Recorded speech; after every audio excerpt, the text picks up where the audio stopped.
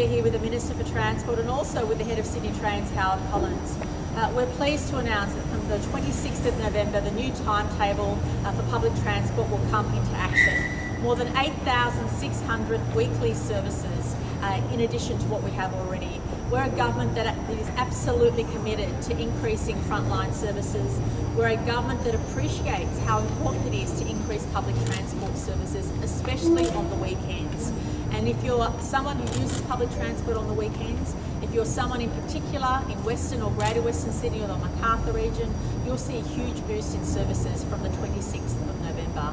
But of course, we've also made sure that bus timetables and ferry timetables are getting a boost as well. And now we have an integrated timetable for all public transport users. This is a government that appreciates how important it is to boost the front line, to boost public transport services. And since we've been in government, we've introduced more than 27,000 extra weekly services. This will continue to grow because, as we know, public transport use becomes more popular. Initiatives like Opal have made it easier to change between one mode of transport to another. This will only boost the number of commuters using our system. I'm also pleased to say that on the 26th of November we'll see the introduction of the extra B-line or the new B-line services on the Northern Beaches, again demonstrating the integrated nature of our timetable. I'll now pass to the Minister for Transport. Well, in a month's time we're going to have the biggest uplift in transport services in the state's history. Some 8,600 new services being introduced across ferries, buses, trains. It's going to be incredible. Most pleasing is the uplift in train services, servicing people right throughout Western Sydney from places like Penrith to Parramatta to Campbelltown to Blacktown. Everyone is set to benefit. There's no losers here when you introduce 8,600 new services across the board. Also, as part of this, we're going to see some 3,000 additional services to the Northern Beaches in terms of buses. Around 2,000 of that will be part of the B-line service, those new 38 double-decker buses servicing that spine that runs right along the Northern Beaches. In terms of trains, 1,500 new weekly services, but what's very pleasing about this is well over 75% of the network now will have a train service turn up less than 15 minutes. The reliability is off the charts, the service uplift is off the charts. This is going to be an historic day, and as we introduce the services, people as of today will be able to find their new timetables. They've got well over a month to prepare for the changes and then work with the over 500 volunteers who will be there on November 26 to assist with this change. We're going to have to get into a new rhythm with such an uplift in services. It will take a couple of days to bed down, but it is going to be a phenomenal increase in change in services across the board, coming at a time when the government's investing in new infrastructure at record levels. Minister, where will we see the bulk of the changes? Which lines? Look, right across the board, but the most exciting one I think is the T1 line, where we will see 300 additional services. From places like Penrith, there's going to be a service every 10 minutes on the weekends. We're going to also, of course, see now a train every 3 minutes, in the peak from places like Parramatta into the city. What is also the great, amazing story about the uplift in those 1,500 train services is that 750 of those are going to be on the weekends. That means that services are going to be more reliable, more frequent, and it'll encourage more people onto the network during what has now become a busy time during the week in terms of commuting across Sydney. So great news in that regard, but the big winners are most certainly Western Sydney. Is this just purely a response to demand? Yeah, we've seen an uplift in demand over the last 12 months alone of some 11%. Over the next 3 years, we're expecting an uplift in demand in the order of 21%. So we have to invest. And this, of course, comes at a time where we're going to see the new metro train, that single-deck driverless train, come onto our network as well. So major investments happening in terms of infrastructure, but well in advance of that, as of November 26, 2017, an incredible uplift, an historic uplift in services as well. How many B-line buses will we see roll out on November 26? We're going to see 38 double-decker buses servicing the people of the Northern Beaches. But it's not just about bus services. We're also building 6 new commuter car parks to sit alongside that service so that people can get to the B-line service and then travel into town. It's about getting cars off that busy road. There's no doubt if you look at the traffic to the Northern Beaches, it's without doubt one of the busiest corridors in the nation. We're going to tackle it head on with a new B-line service. Are you concerned that they're not going to work that B-line service is going to work effectively at the beginning because those commuter car parks are one of again, what we're going to have is new commuter car parks open on day one. We've got 5 of those commuter car parks opening very soon. But also as part of this, we've got additional feeder services from buses servicing the B line. So we will see local bus services run into the B line. And we're also doing a trial of on-demand services as well. So I think it's a great example of how we can deliver a more effective network, an integrated network. But the only other thing that I would add in terms of Beeline, and this is the great news for the people of the Northern Beaches, is that after 7 o'clock at night there's going to be a bus every 10 minutes, and that's where people want to be able to get home with ease and not have to sit around waiting for a bus, dwelling around bus stops in the city. There are some changes outside of Sydney as well, like Newcastle. Can you take us through that? Again, without saying too much, we are about to open the new interchange in Newcastle. That is going to deliver a hub for the new intercity services, the light rail services, bus services in Newcastle, and of course as part of this, we're very excited to see the new intercity fleet, which is going to be delivering a new train, a modern world-class train to the people of the Hunter starting 2019. So major uplift in terms of services to the Hunter. We've also got additional services happening right across the board in terms of our intercity, but we've still got to obviously tackle the enormous growth that we're seeing in the suburban network, which is what today's about. November 26, big timetable changes, urging everyone to get on board and make sure they're prepared in advance. Premier, the by-elections yesterday, how would you describe the result in Murray? Oh, look, I'm very pleased with the result.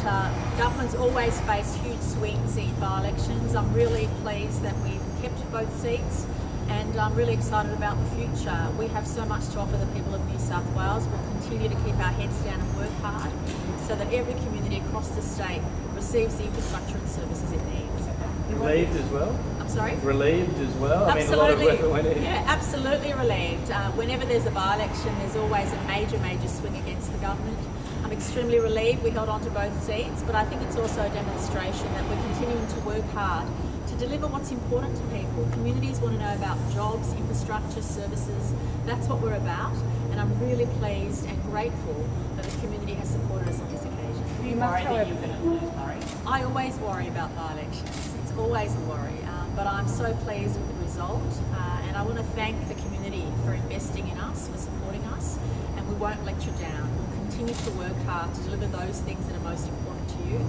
Infrastructure, jobs, services, they're the things governments are here to deliver. We're focusing on that, and I look forward to doing more of that into the future. During the week you said that under your leadership and President O'Reilly's leadership that you're reaching out to regional New South Wales and it was much better than your predecessor. Do you still stand by that statement even though there's been some big swings against? Oh, look, of course, there's always more for us to do, but I do feel there's been a shift. I do feel the community appreciates we're listening, we're working hard, we're delivering for them on the ground, and of course governments always have more to do, and I don't take that lightly. Leading a state like New South Wales is an enormous responsibility, and every single person in the state, no matter where they live, what their postcode, expects the government to be delivering for them, and we'll continue to work hard to earn the respect and the support of the community. The swing must be disappointing though. Oh, I don't think Labor has any right to chest beat this morning. They got 20% primary vote in Cootamundra, 23% in Murray. I wouldn't be chest beating if I was a Labor Party. But what the result does tell us is that we need to continue to work hard, as we will, and we have to respect and appreciate every community has its needs that they expect us to deliver on. And for us, the priorities continue to be delivering jobs, building that vital infrastructure, and providing those services that make a difference to people. Murray's now a national seat. How concerned are you as the leader of the Liberal Party that a loss of national seats in the bush in 2019 would bring back the possible? Well, I'm confident that we'll continue to gain ground and build confidence in rural and regional New South Wales. That's what we've been doing since the beginning of the year, and I've made no secret of the fact that the Deputy Premier and I have been working very hard in rural and regional New South Wales. Governments always have more to do, there's always room for improvement, but I'm feeling confident that we're building on the trust that people have given to us, and we'll continue to do that. Well, what do you base that statement on? Oh, because of the hard work we're doing, communities appreciate that we're listening. Communities are very direct and frank in the advice they give us, and it's a government making sure that we prioritise what's important to communities. It's important to know that every community has its unique set of circumstances, and that's what we've been doing. We've been making sure that communities who have a particular need in health or education or infrastructure get those vital services they need, as well as job creation, and that's really our priorities. How much of a role plays also in focusing on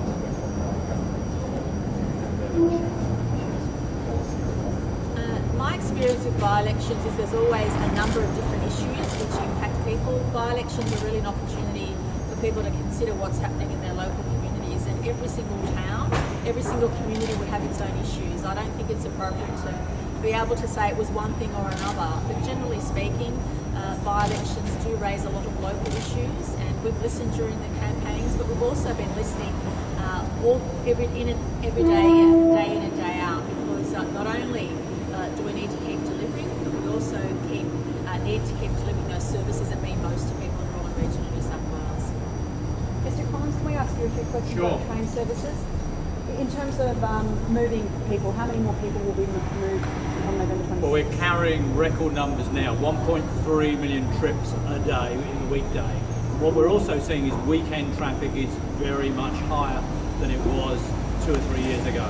So this timetable change is to ensure we provide a train every 3 minutes to and from Parramatta, gets Western Sydney and South West Sydney connected with the rest of the network. But it is going to be a challenge. We're putting everything up. We're getting staff out there, hundreds of volunteers.